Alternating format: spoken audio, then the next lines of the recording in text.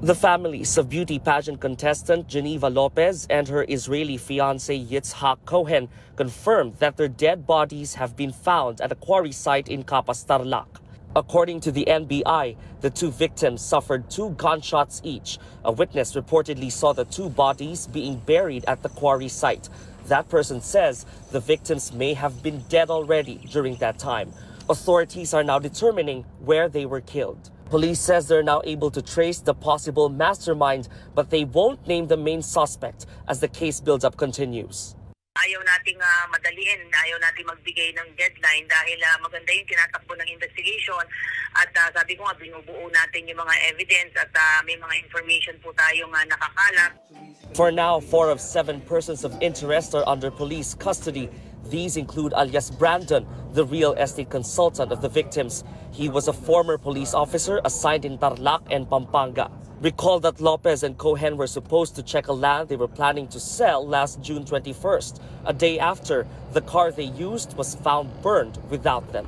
Other persons of interest include another former cop who was dismissed from service. Another one was arrested in Tarlac City, while the other surrendered to authorities. Oh, ayan yung development nga sa kaso na yun. Kasi I remember June 21, nabalita nga nawawala. Kasama itong Israeli fiancé niya. Tapos sumabas pa nga yung kapatid, di ba? Oo, tapos after few days, may nakitang burning sasakyan na sunog. Tapos they confirm na ito nga yung sasakyan nila. Yeah. Diba? Tapos yun na, hanggang sa lumaki din yung reward money para sa makapagtuturo. Provided for by the brother, no? Oo, makapagtuturo kung nasaan sila at kung may information. And then finally, there's a key witness here. Yun nga yung lumabas. The other day, nakita natin yung Saturday, di ba? Yeah. Sinasabi niya, nandoon siya mismo sa pinangyarihan ng krimen at isa siya sa mga tumulong na naghukay, 'di ba? Para nga ilibing itong dalawang body nitong beauty queen and of course yung kanyang fiancé na Israeli. Parang saka yung sinasabi mong common sense lang na of course sino ba yung huling nakasama nila?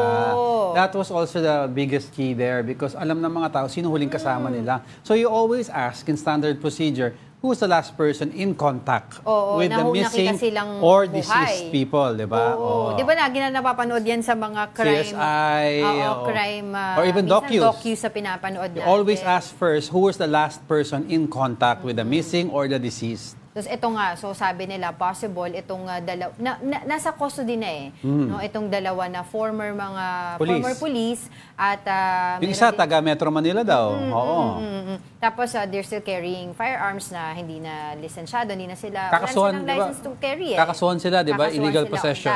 And then kung ano-ano pa, no? Kasi apparently, itong investigation na ito, may mga nakikita din sila na di ba yung unang investigation, sinabi nila ito, bibili sila ng lupa. Pero di pala. Di ba parang gagawin nila ito for collateral sa isang loan na gagawin din nila. Something like that. And then this Israeli guy, yung fiancé, parang may mga pautang din siya, etc.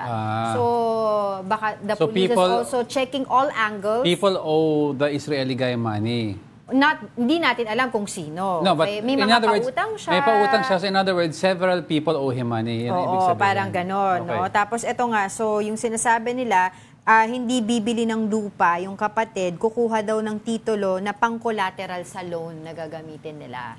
So yun yung parang nilinaw ng brother ni Israeli boyfriend, ex-boyfriend. Ang pangalan niya, kalimutan ko yung pangalan. Basta Cohen yung apelido, diba? yun. Si Yitzhak Cohen. Yitzhak Cohen.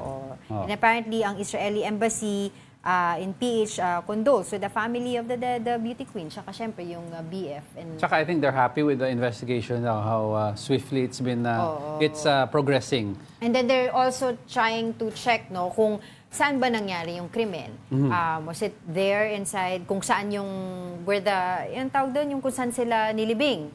Or dinala lang yung mga pero most likely daw hindi mostly dinala yung... Kasi yung point of view ng ibang experts, they're taking a look, kasi bakit sinunog yung kotse?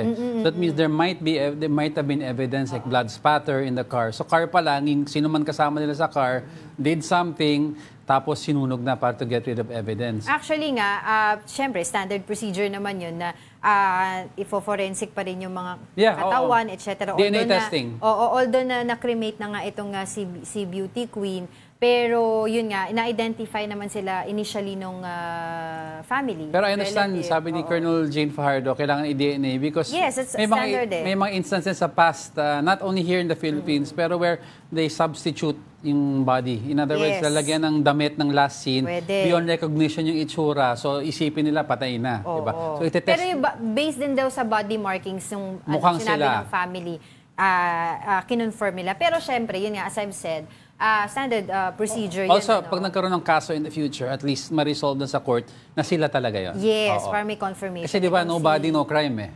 Missing Beauty Queen na si Geneva Lopez. Pangalanan ko lang, tsaka si yung kanyang Israeli boyfriend na si Yitzhak Cohen. So, tingnan natin, ito bang key witness na ito, sabi nila, medyo may mga pagtutugma dun sa mga sinabi niya, like yung sila yung nagsunog ng kotse, and etc. And antayin na natin yung iba pang mga magiging resulta ng investigation nito. Kasi at least mabilis-bilis, June 21. Pero ayaw daw madaliin sabi nila Colonel Jean Wala daw deadline because maganda naman daw ang progress, so they don't need to put pressure. Baka kasi if you pressure the investigators, they might make errors in investigating.